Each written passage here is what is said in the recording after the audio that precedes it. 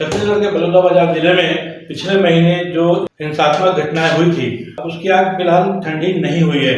आज घटना के 25 दिन बाद भी, जबकि पिछले दिनों यूपी के सांसद, जो कि नगीना क्षेत्र के सांसद हैं, चंद्रशेखर रावण, उन्होंने पिछले दिनों दौरा किया छत्तीसगढ़ का, बिलाईगढ़ में एक सभा ली।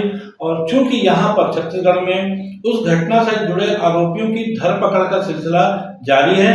फिलहाल 150 से ज्यादा लोगों को गिरफ्तार कर लिया गया है। हालांकि प्रशासन का ये कहना है कि जिनकी गिरफ्तारी की गई है वो सीसीटीवी कैमरे के आधार पर लगभग 200 सीसीटीवी कैमरे के फुटेज जो है उसमें जो लोग नजर आए हैं आगजनी करते हुए, क्योंकि एक बहुत बड़ी घटना थी। छत्तीसगढ़ के इतिहास में ऐसी घटना कभी नहीं हुई जबकि एक कलेक्ट्रेट के किसी कार्यालय में आग लगा दी गई हो और 150 से 200 गाड़ियां, जिसमें 4 चक्का और 2 चक्के वाहन शामिल थे, एक गुस्साई भीड़ ने उस पर आग के हवाले कर दिया था। आपको बता दें, इस घटना की मूल वजह ये थी कि जो सतनामी समाज का जो मूल स्तंभ होता है उसके साथ कहीं पर छेड़खानी हो चुकी थी और उस घटना से नाराज बलौदाबाजार के कलेक्ट्रेट में हजारों लोगों की भीड़ ने एक हमला सा कर दिया था और जो सामने नजर आ रहा था उसके साथ मारपीट की गई थी, गाड़ियों के साथ तोड़फोड़ की गई। और उसके बाद कुछ दिनों बाद की जब कार्रवाई शांत हो गई, जब माहौल इलाके में जो तनाव हो गया था, जब कुछ शांत हुआ, तब दोषी लोगों के खिलाफ जो था कार्रवाई पुलिस ने शुरू की, पकड़ धकड़ शुरू हुई थी। हालांकि इस मामले में एसपी और जो तत्कालीन एसपी और तत्कालीन कलेक्टर को बाद में प्रशासन ने सस्पेंड कर दिया था, क्योंकि बहुत बड़ी बात है, इसमें शासन प्रशासन की बदनामी हुई थी। बहरहाल इस संदर्भ में सांसद चंद्रशेखर रावण ने अपने एक उद्बोधन दिया, सभा ली बिलाईगढ़ में, और उन्होंने जो लोग ने जो शिकायत की थी उसके आधार पर पहले प्रशासन से ये कहा कि पुलिस कार्रवाई के नाम पर जो निर्दोष व्यक्ति हैं उनके खिलाफ कार्रवाई न करे, जो दोषी हैं उनके खिलाफ कार्रवाई करे, कोई दिक्कत नहीं है। लेकिन पुलिस जिस ढंग से कार्रवाई कर रही है उससे ऐसा लग रहा है कि सतनामी समाज से पुलिस की कोई पुरानी दुश्मनी हो, ऐसा लग रहा है।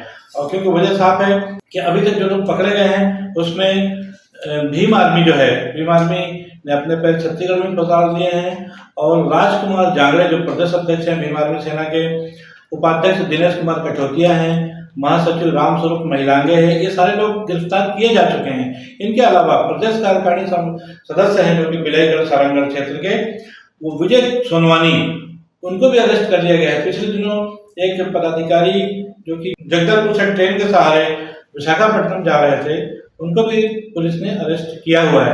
बहरहाल जो पुलिस की जो कार्रवाई चल रही है उससे नाराज चंद्रशेखर रावण ने पुलिस को आगाह किया है कि इस किस्म की कार्रवाई बंद करें। उन्होंने समाज के लोगों से एक आह्वान किया है कि आप 10 दिन का इंतजार कीजिए, 10 दिन का समय दीजिए, उसके बाद इसी छत्तीसगढ़ में एक बड़े आंदोलन की तैयारी की जाएगी।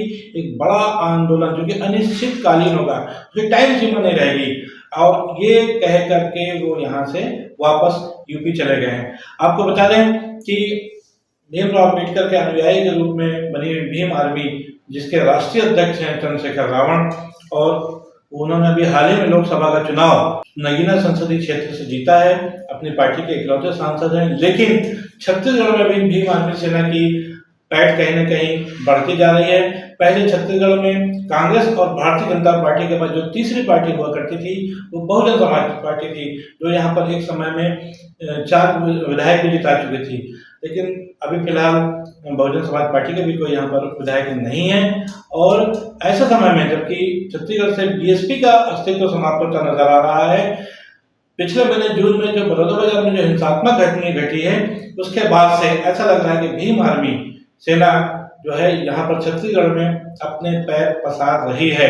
और चंद्रशेखर रावण का जो दौरा पिछले दिनों बलौदाबाजार क्षेत्र में हुआ, खास तौर पे उसको देखकर तो यही लगता है। मेरे मन में तकलीफ है कि मुझे आपके बीच बहुत पहले आ जाना चाहिए था, लेकिन मैं क्या करूं, आपने जो जिम्मेदारी देके मुझे भेजा है पार्लियामेंट में, वो पार्लियामेंट का सेशन कल खत्म हुआ और कल सेशन खत्म हुआ, आज आपका भाई चंद्रशेखर आजाद आपके बीच में है। मैं सुबह 4 बजे उठ के चला था कि मुझे आपके बीच में जाना है। मेरा आपका वोट का रिश्ता नहीं है, मेरा आपका खून का रिश्ता है, मेरा आपका विचारों का रिश्ता है, मेरा आपका संघर्ष का रिश्ता है, मेरा आपका दर्द का रिश्ता है। और उस दर्द के रिश्ते के नाते आपका भाई यहाँ, मुझे यहाँ की घटना के बारे में पता लगा और आज मेरे माध्यम से देश और दुनिया में बैठे हमारे लोग जानेंगे कि सतनामी क्या है। ये भी जानेंगे कि यहां जो हुआ वो कैसे हुआ, और ये भी जानेंगे कि आज के बाद जो यहां होगा उसके बाद क्या होगा, ये भी जानेंगे। मेरी बात को आप लोग याद रखें। पहले जानिए दुनिया में रहने वाले लोगों कि बहुत लंबे समय पहले गुरु घासीदास जी ने मन का एक समान, मानव मानव एक समान का नारा देके और टूटे हुए बिखरे हुए समाज को जोड़ने के लिए इस सतनामी पंथ की नींव रखी। और ये एक ऐसा पंथ है जो सिर्फ प्रेम की भाषा समझता है, जो सिर्फ प्रेम करता है, सम्मान करता है, जिनका झंडा भी सफेद रंग का है, और सफेद रंग जो निशानी है वो अहिंसा की निशानी है, वो निशानी है भाईचारे की। तो छत्तीसगढ़, पहले मध्य प्रदेश का हिस्सा रहने वाला छत्तीसगढ़, जिसकी पहचान सतनामी समाज से है, वो सतनामी समाज जो अपने दम पे यहां जुर्म, जाति, अन्याय, अत्याचार के खिलाफ लड़कर और अपनी पहचान के साथ आगे बढ़ रहा है, जिसने देश में, दुनिया में अपना झंडा बुलंद किया, अपना नाम कमाया, इस छत्तीसगढ़ का नाम रोशन किया, यह है सतनामी समाज। और बड़ौदा बाजार में जो हुआ वो एक दिन की घटना नहीं है।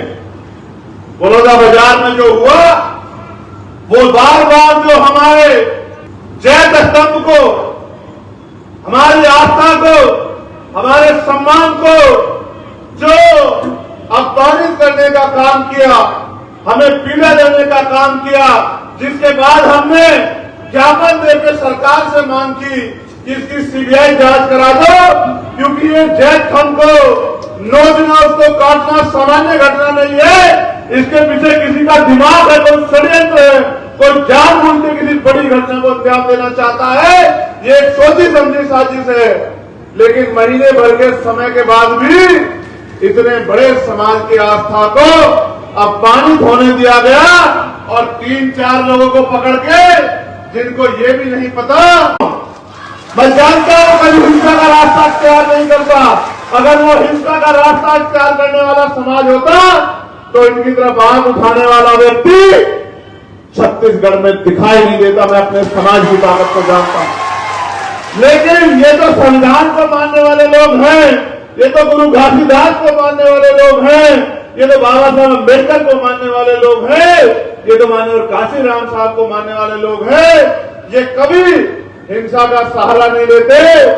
ये तो जिस दिन इकट्ठा हुए थे अपनी बात को कहने के लिए इकट्ठा हुए थे, लेकिन इनकी भीड़ में जिन असामाजिक तत्वों ने इस घटना को अंजाम दिया, जिन्होंने जानबूझ के उस षड्यंत्र को हवा दी और इस समाज की आस्था को चोट पहुंचाते हुए और इस समाज को बदनाम करने के लिए पूरी दुनिया में जिस तरह का षड्यंत्र किया और जिस तरह की घटना को अंजाम दिया, सरकार ने उसकी तह में जाना सही नहीं समझा और सरकार ने निर्दोष सतनामी लोगों को टारगेट कर करके, जो इस समाज के निकले हुए लोग हैं, जो समाज में फैली हुई कुरीतियों को दूर करने और गुरु घासीदास जी के विचारों को दुनिया में पहुंचाने का काम कर रहे हैं, जानबूझ के टारगेट करके उन्हीं लोगों को जेल भेजने का काम किया। जेल तो क्रांतिकारियों का कहना होती है, और इतिहास याद करो, यह मुल्क जब आजादी पाया तो कितने लोगों ने शहादत दी, कितने क्रांतिकारियों ने शहादत दी,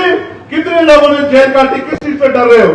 मैं तुम्हारे सामने खड़ा हूं चंद्रशेखर आजाद, मैं सरकार से कह रहा हूं प्रशासन कराओ जेल बड़ी, छत्तीसगढ़ की जेल बड़ी कराओ।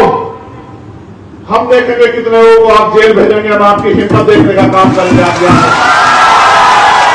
देखना है कि आने वाले समय में भीम आर्मी सेना के जो सिपाही सालार हैं, 10 जून की घटना के बाद जबकि गिरफ्तारियां हो रही हैं, उसके खिलाफ शासन प्रशासन के खिलाफ क्या मूवमेंट लेते हैं, क्या एक्शन लेते हैं, जैसा कि चंद्रशेखर रावण कह के गए हैं 10 दिन बाद एक्शन के। बहरहाल भीम आर्मी सेना बड़ौदा बाजार के अपने समाज के लोगों को राहत दिलाने के लिए 10 दिन बाद क्या कदम उठाते हैं, क्या करते हैं, क्या नहीं करते, इस पर निगाह रहेगी। और साथ ही साथ सबसे महत्वपूर्ण बात यह है कि क्या छत्तीसगढ़ सरकार भीम आर्मी सेना के उस कदम को रोकने के लिए कोई ठोस योजना बनाती है। इस पर बने रहेंगे हम सबके निगाह। तब तक बने रहेंगे आप भी न्यूज़ T20 के साथ। मैं हूं बीडी निजामी और आप देख रहे हैं न्यूज़ T20। हमारी खबर आपको कैसी लगी, इस पर अपनी राय अवश्य दें। हमारे खबर को लाइक करें, हमारे चैनल को सब्सक्राइब करें। क्या फिर मिलेंगे किसी ऐसी ही खबर या किसी नए विश्लेषण के साथ। तब तक के लिए दीजिए इजाजत। जय हिंद, जय भारत, जय छत्तीसगढ़।